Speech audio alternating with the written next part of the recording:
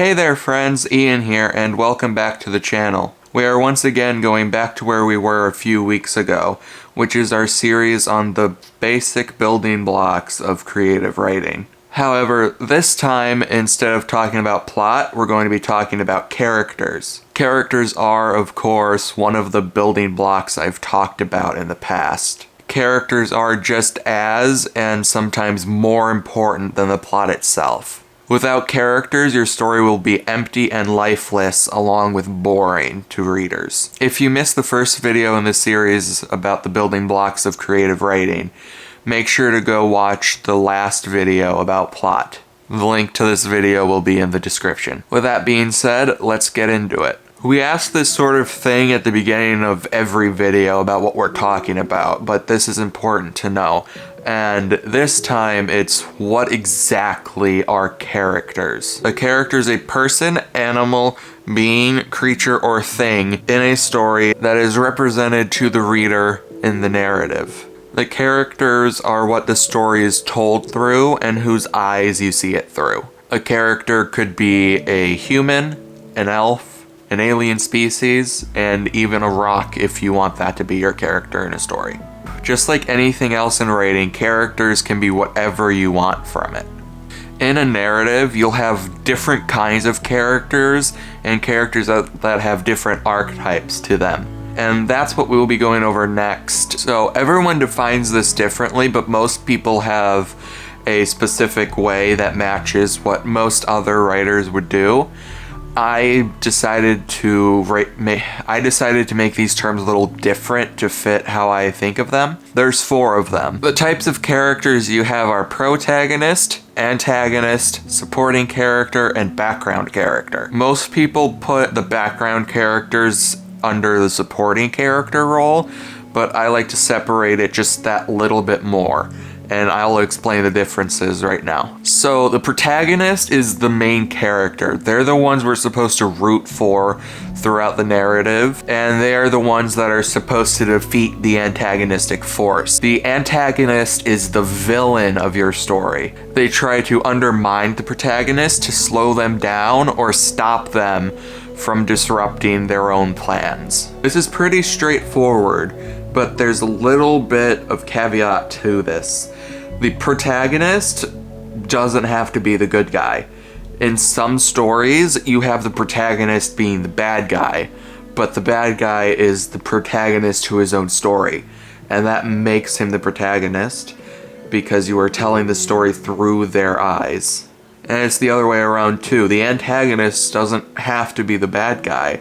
The antagonist could be what everyone perceives to be the good guy, except the bad guy. So if you're telling the story through the perspective of the bad guy as the protagonist, the antagonist would typically be your regular hero who's trying to stop them. An example of a protagonist would be Simba from The Lion King, and an example of an antagonist would be Darth Sidious in Star Wars. The supporting characters are the characters who show up often to help your protagonist along. They add depth and add to or enhance the protagonist's story. However, they never overtake the protagonist in terms of importance, because the protagonist is your main character, who is supposed to be the most important character in your story. An example of this would be Samwise Gamgee from Lord of the Rings.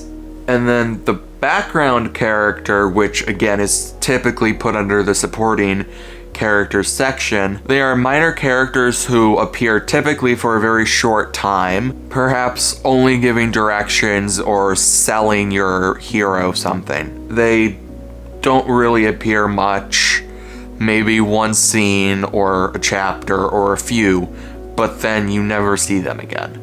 They aren't showing up all the time and aren't with the main character the entire time. And there are actually 4 more types of characters, namely round, flat, dynamic, and static.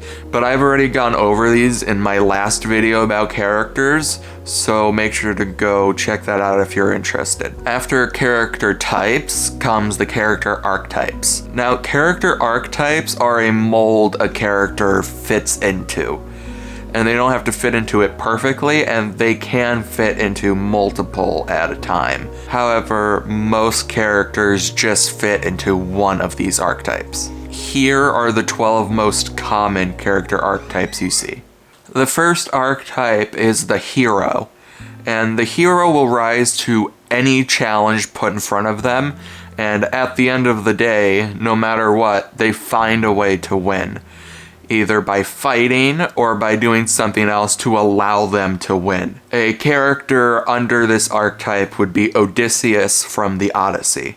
The next archetype you have is the lover. Lovers are romantic and allow their hearts to guide them. This can be a good and bad thing, as sometimes your heart is in the right place, but it can be bad because your heart can easily lead you into a different direction. Examples of this character type are Jack and Rose from Titanic. Then comes the mentor. The mentor is typically older and wiser, and it's the person the heroes typically go to for guidance on their adventures. A mentor could be anything in someone's life. They could teach them how to use magic or other necessary skills that they'll need to learn. An example of this would be Gandalf from Lord of the Rings. After the mentor comes the innocent. These are typically younger people who are full of hope and naive, and their only intentions are good and nothing else. The innocent doesn't have to be a child, but in most cases, that is exactly what the innocent archetype covers, because children are naive and children are full of hope and good intentions. This can go to older people. However, it gets a little bit more difficult to write the older innocents. An example of this would be Dorothy from The Wizard of Oz. Then comes the magician. The magician is the master of the world around them. They harness the power of the universe to achieve their goals, and they are typically very powerful individuals. Examples of a magician are Sherlock Holmes and Saruman from, again, Lord of the Rings. The jester comes next, and the jesters are typically really fun to be around, and even on the worst days, they try to make people laugh and smile with their jokes. No matter what, they will try to make people laugh and smile. An example of a jester would be Jaskier or Dandelion from The Witcher. They're both the same person, but in different mediums, they're named differently. Then comes the ruler. The ruler is at the top of the hierarchy, and they have immense power over other people, be that mentally or physically. They have power over people around them. A ruler could be a king, a queen, a count of an area. Maybe the ruler is the leader of an illustrious business empire. Either way, the characters do have the power over other people. An example of this would be President Snow from The Hunger Games. Next, we have quite literally the opposite of a ruler, and that's the rebel. The rebel goes against the grain and never abides by someone's demands.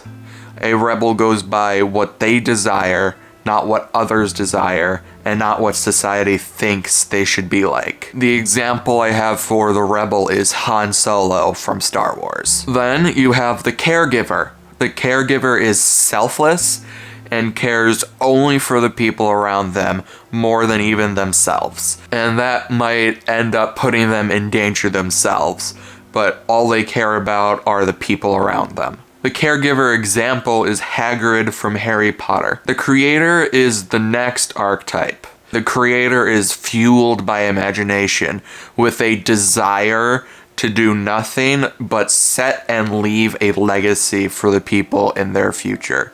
Their legacy is anything they deem fit to be their legacy when they're finally gone. And an example of this would be Dr. Frankenstein from Frankenstein. The penultimate archetype would be the everyman. And the everyman has a deep desire for acceptance. They are relatable to everyone, no matter what background you're from.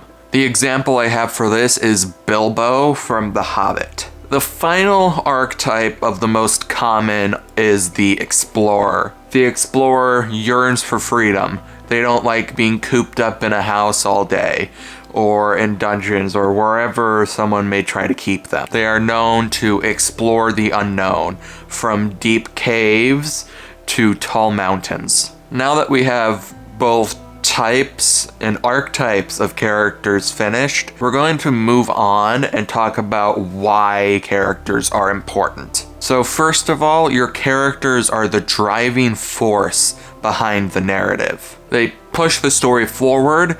Without these characters, there would be no story to tell, as there would be no vessels that the story is told through. This leads right into the very next point I have for this, and that is that the characters see through the eyes of a character. Even if there is a story going on, without being able to see through a character, nothing's going to make sense, because you aren't in their world or in their shoes. By putting your reader in a character's shoes in the story, you allow them to see the world for what it is and what exactly goes on through the minds of people in that different world. Characters fill your world with life and makes it feel alive and dynamic. You may have the perfect world and a wonderful plot, but if you don't have the characters, it will feel empty and dead. Like there's nothing there, because there isn't. Next is that the characters are the ones your readers will care for most. They are the ones that make your story most memorable. Your world and plot, again, could be awesome, but without the characters, it's not likely that the story or narrative will be remembered tomorrow. It's very hard to get someone's attention, and characters are always the most interesting part of your narrative. Different people have different opinions on this, but that's mine. Last but not least, your characters cause emotions in your reader. Your reader can't feel emotions about inanimate objects or plants. That's just not how it works. They don't feel emotional over the plot. They feel emotional over the story, which is the characters. The characters are the story. One of the hardest jobs you have as a writer is to elicit an emotional response from those that read your stories. If you don't, people will have a hard time remembering, and that's probably not something you want. And that's it. That's most everything you need to know about characters and why they're so important to make work in your narratives and stories you write. Comment below if you learned anything new, or if there's any way I could help improve my videos for you in the future. I hope this helped. If it did, be sure to drop a like and subscribe if you haven't already, as I post videos like this every Sunday. I hope you all have a wonderful rest of your day, and I'll see you all next week. Bye!